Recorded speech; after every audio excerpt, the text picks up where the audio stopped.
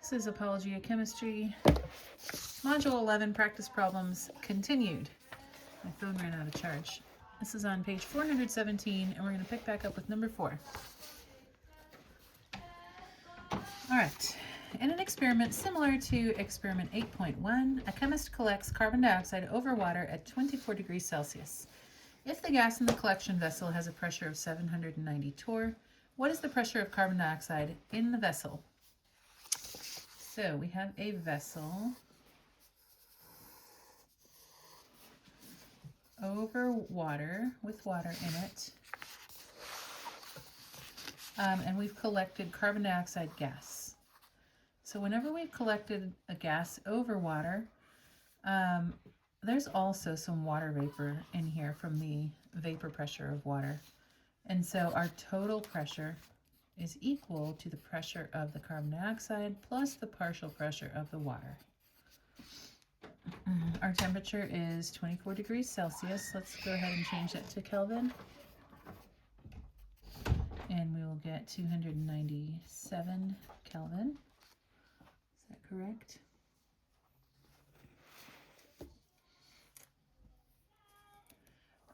Actually, we didn't have to do that because our vapor pressure table's in Celsius, but that doesn't matter.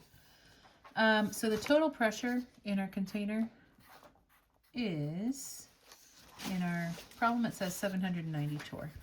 So all we need to do is look on our table. It's table 11.2. Let's see what page that is. And subtract our partial pressure of water. Okay, so we're at what degrees? 24 degrees Celsius. Our vapor pressure of water is 22.4 torr. So we know pH2O equals 22.4 torr. So we can calculate the pressure of the carbon dioxide by doing P total. Since this is plus over here, we can subtract it from each side, minus pH2O, to solve for PCO2. And so we'll get P total, which is 790 torr minus the partial pressure of the water.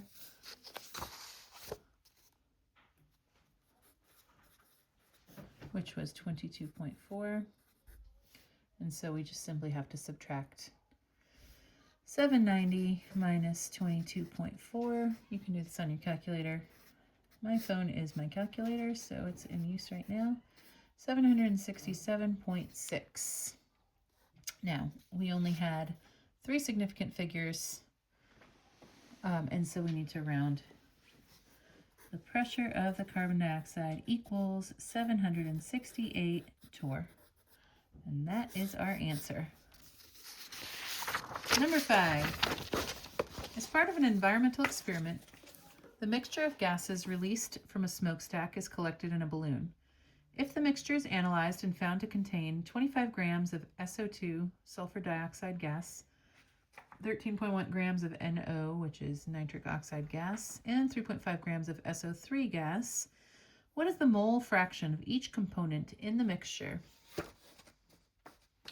Mole fraction is the number of moles of a component divided by the total number of moles.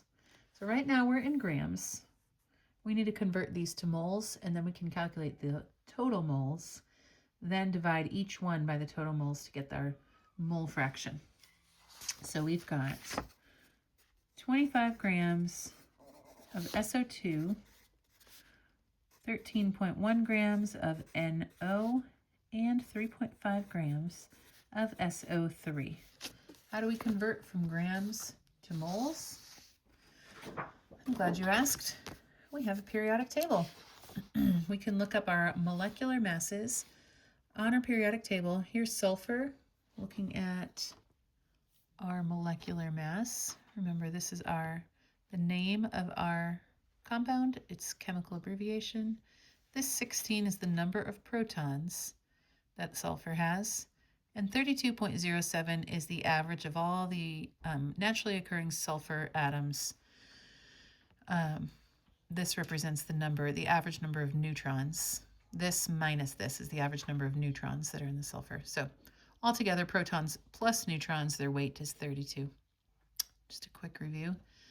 And its natural state sulfur would also have 16 electrons. Okay, so let's calculate SO2's molecular weight. Let me break these apart. S has 32.07, and there's only one of them. Oxygen has 15.999, or on your periodic table it might say 16. That's fine. There's two of them, so we need to multiply that 16 by 2. So in your calculator, you would do 15.999 times 2 equals plus 32.07 equals, and you would get 0.39, sorry, I'm looking at the wrong thing. You would get 64.1 grams per mole. Okay. Now for nitric oxide, we have N and O. Nitrogen is 14.007 right here. There's one of them. And oxygen, I'm just going to write 16 because I think that's what's on yours. 0.007, add these up, we'll get 30.007 grams per mole. And lastly, SO3, S and O. S was 32.07, O was 16, and we have to times that by 3. So altogether, we will get 3.5, that doesn't make sense, 80.1 grams per mole. And now we can convert these to moles. So 25 grams SO2 over 1, make a times and a fraction. I know that there are 64.1 grams in 1 mole. So I have 0.390 moles of SO2. Next one, 13.1 grams NO. Put it over 1, make it times and a fraction. I know that there's 30.007 grams in 1 mole. And my answer is 0.437 moles NO. Lastly, we've got 3.5 grams of SO3. Put it over 1, make it times and a fraction. And I've got 80.1 grams in 1 mole. And by the way, these are dividing. Since this is on the bottom, it divides into this. So you would do 3.5 divided by 80.1 and do the same procedure for all of these. 0.044 moles of SO3. So how many moles do I have altogether? I can just add up all of these moles to get my total number of moles. And that will be 0.871 moles.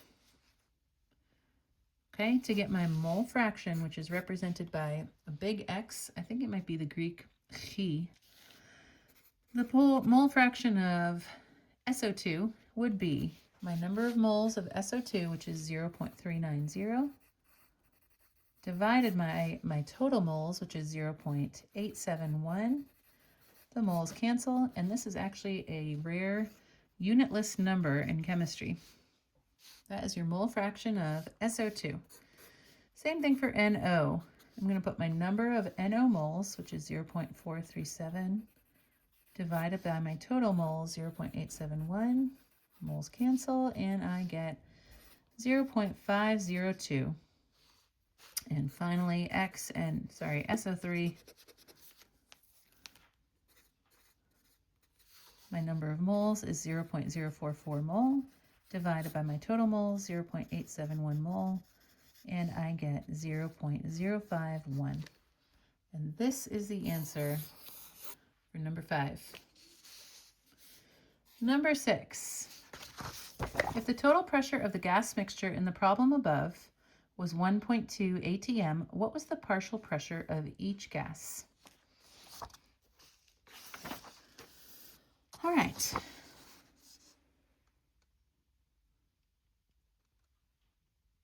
So the total pressure, I need to do the pressure of 1. So the pressure of, let's say, SO2 is equal to the mole fraction of SO2 times the total pressure. It's like if my gas was 25% NO2, I would do 0.25 times the total to find what the fraction is. So the pressure of the SO2 is going to be the mole fraction of the SO2 times the total pressure. And we said the total pressure was 1.2 atm. So I'll do 0.448 times 1.2 atm. And my answer is 0.54 atm. Then we'll do that for the others. P NO is equal to X of NO times pressure total, which is X of NO is right there, the mole fraction, 0.502, times my pressure, 1.2 atm, equals 0.60 atm. And my pressure of SO3 is equal to my mole fraction of SO3 times my total pressure. My mole fraction was 0.051 times 1.2 atm, which is my total pressure. That equals 0.061 atm.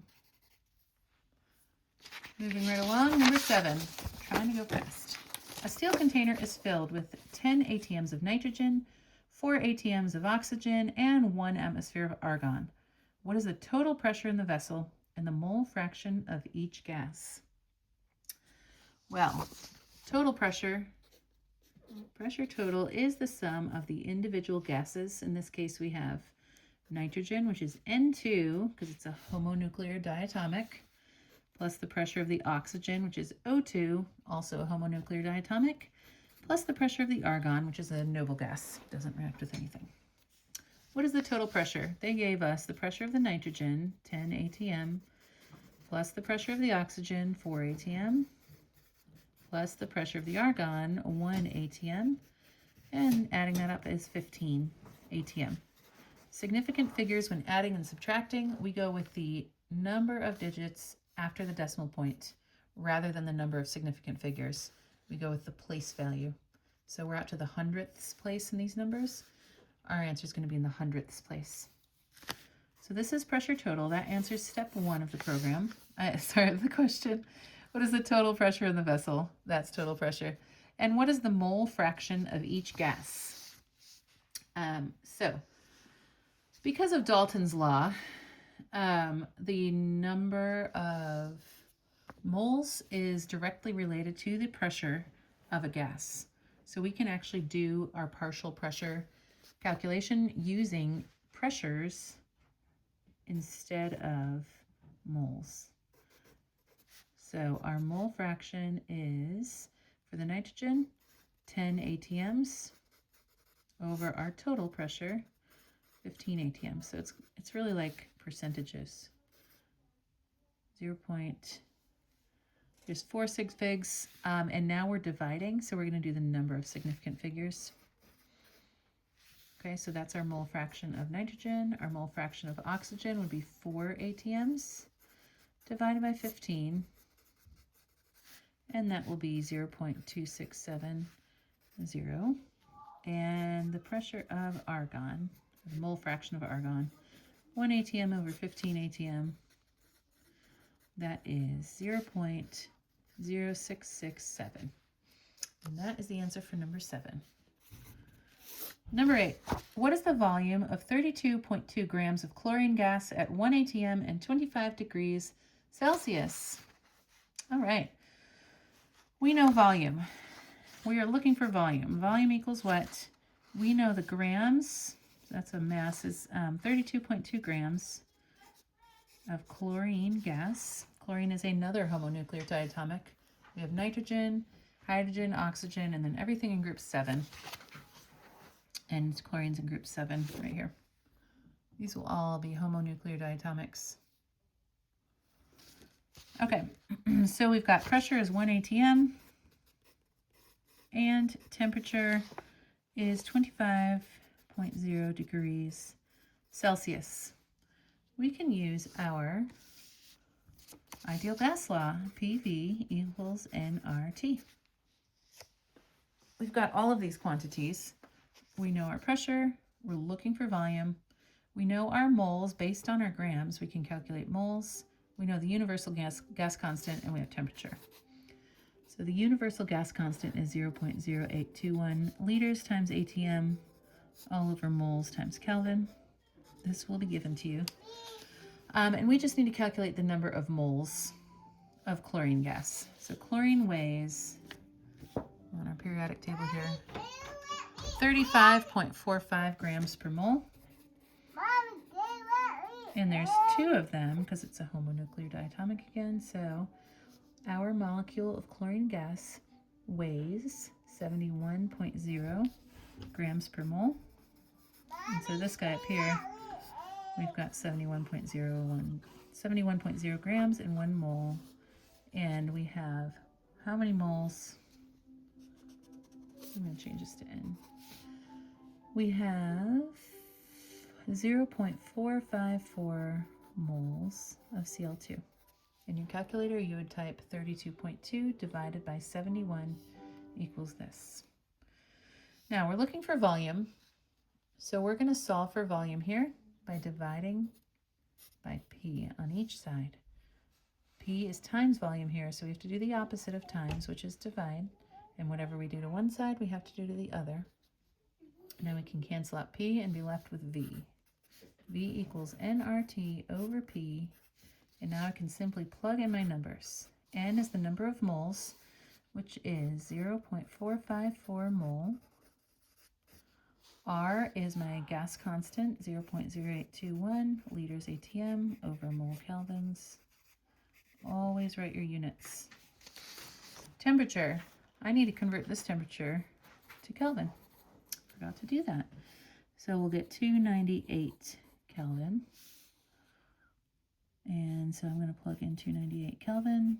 And then all of this will be over pressure, which is 1 ATM. And ATM is good to go because that unit is good to go because I've got ATMs here. So my units are going to cancel. Moles will cancel with moles here. Kelvin will cancel with Kelvin. And ATM is in the numerator here, so it can cancel with what's in the denominator down here. I am left with liters. And that makes sense since I am calculating a volume. Now in my calculator, we'll put 0.454 times 0.0821 times 298 equals, divided by 1 equals, and my answer will be 11.1 liters. 3 significant figures. We start off with 32.2 grams. We start off with 3 sig figs and everything here. All right, number 9. Silver tarnishes in the presence of oxygen and hydrogen sulfide according to the following equation. Solid silver plus H2S, which is hydrogen sulfide, makes silver sulfide and water. Oh, sorry, I missed the oxygen. So what this tells us is that we've got 4 moles of silver plus 2 moles of H2S plus 1 mole of oxygen gas to make 2 moles of silver sulfide and 2 moles of water. Okay, so this is a really important thing to balance your equation before you do anything. This one is balanced for you already. But that balancing tells you how many moles react together to make how many moles of your product. So they're telling us that H2S is the limiting reactant. If a silver spoon is placed in a container that holds 62.1 milliliters of H2S at 1.15 ATM and 23 degrees Celsius, how many grams of silver on the spoon will tarnish? You're going to look at this problem and be like, I don't know where to start. So let's write down what we have and go from there. We've got 4 moles of silver that are solid plus 2 H2S gas. By the way, in the oil field, you have to wear an H2S monitor on your hard hat because that is something that comes up and will kill you. And that's liquid water. Remember to always write your L in cursive so it doesn't look like a 1. Okay. Our container holds, so our volume is 62.1 milliliters of H2S. Okay, that's our volume of H2S. And our temperature is 23.0 degrees Celsius. And our pressure was 1.15 atmospheres. How many grams of silver on the spoon will tarnish? So I want grams. How many grams of silver? Okay, so I'm looking for this number of grams. I'm going to calculate the number of moles first, and then we can calculate to grams. So just by writing this, I could see I have nearly everything I need for the universal gas law, the ideal gas law, PV equals nRT. I've got pressure, I've got volume, I can calculate the number of moles, and that will give me the grams. I know the universal gas constant, and I've got temperature. So my only unknown is that mole. And that I can use that to calculate my grams. So let's solve for N, because that's what we want. N is times R times T. The opposite of times is divide. So we'll divide. And what we do to one side, we have to do to the other. Can cancel out R and T, and I'll be left with simply N over here equals PV over RT. Now again, R was 0.0812 liters, ATM, mole kelvins. Okay, so the number of moles is going to be equal to the pressure, which is 1.15 ATM, and that unit is good to go. We don't need to convert it because my universal gas constant's already in atmospheres. My volume is 62.1 milliliters.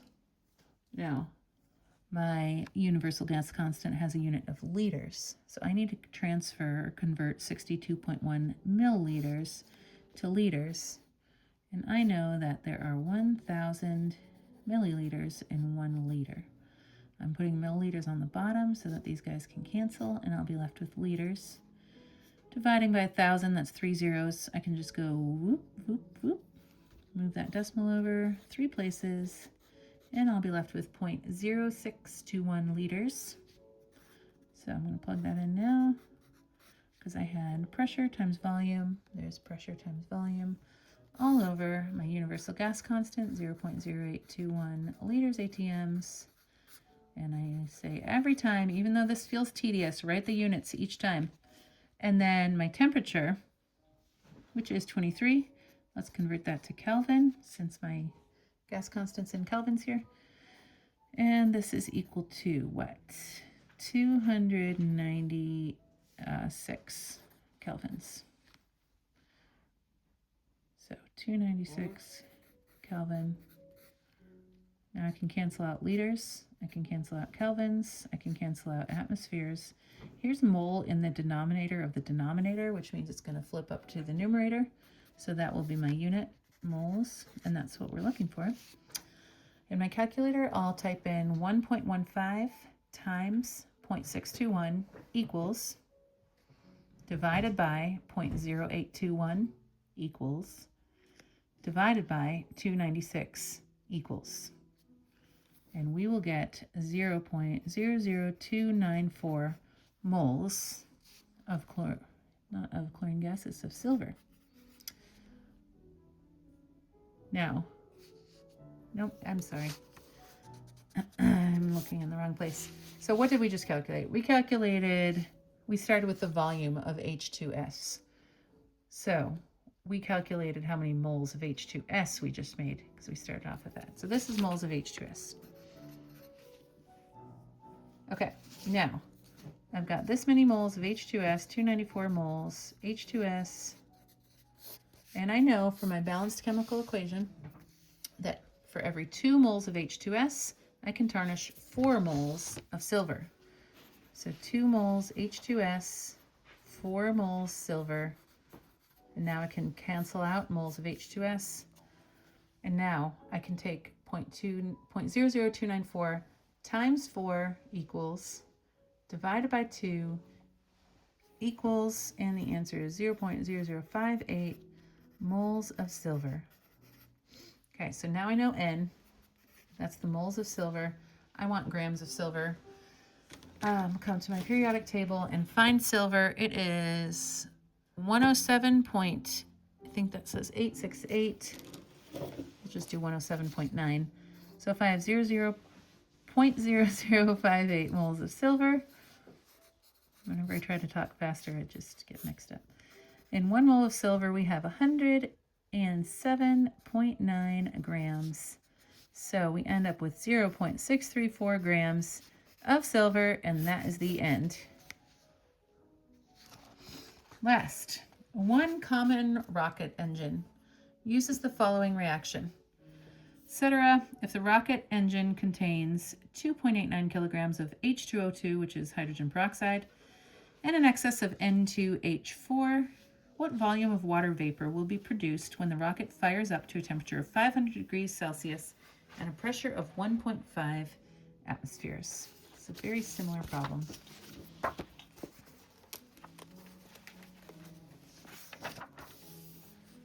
Okay. Oops, I forgot my paper. Number 10. We've got 7 moles of hydrogen peroxide, aqueous, plus N2H4 gas yields 2 moles of HNO3, which is a gas because it's really hot, plus 8 molecules of water, 8 moles of water, gas. Okay. We're given the amount of the limiting reactant and asked to calculate how much product will be made. So we are given the amount of H2O2. We have 2.89 kilograms of hydrogen peroxide. Now, I can use my periodic table to calculate how many grams are in a mole. This is in kilograms, so we need to convert this to grams. I know that in 1 kilogram there are 1,000 grams, because kilo means 1,000 in Greek. And I'm timesing by 3 zeros, so I can just go 1, 2, 3, 2,890 grams of H2O2. Now, from my periodic table, I've got 1.008 for hydrogen and 16 for oxygen. So hydrogen is 1.008, and there's 2 of them. And oxygen is 16, and there's 2 of them. So altogether, H2O2 weighs 34 grams per mole. So here I've got 34 grams in 1 mole, and I have 85 moles of H2O2. We're not used to working with such large quantities. It's an industrial scale. Okay, so that's how many moles I have of H2O2, and we want to know, where is it? What volume of water vapor will be produced? So we want to know how many moles of water are produced. That's over here. So I know that for every 7 moles of H2O2, we produce 8 moles of water.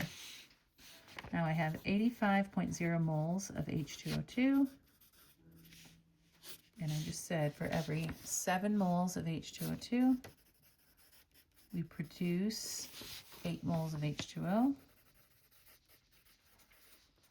Okay, 85 times 8 divided by 7 equals 97.1 moles H2O.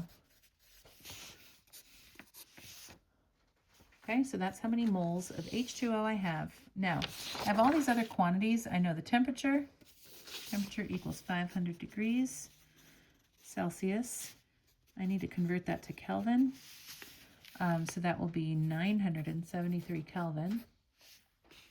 Nope, that is 773 Kelvin. Either way, that's much harder than what we've been dealing with.